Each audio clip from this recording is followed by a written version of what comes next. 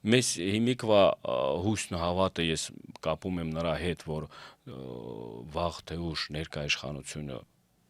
կգնա ինչ որ միտեղ, հա, դրանից հետո այն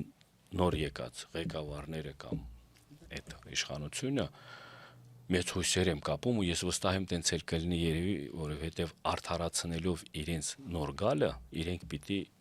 այս բաստողումները մինչեւի լրացնեն կամ բաստողումները մինչեւի բան անեն։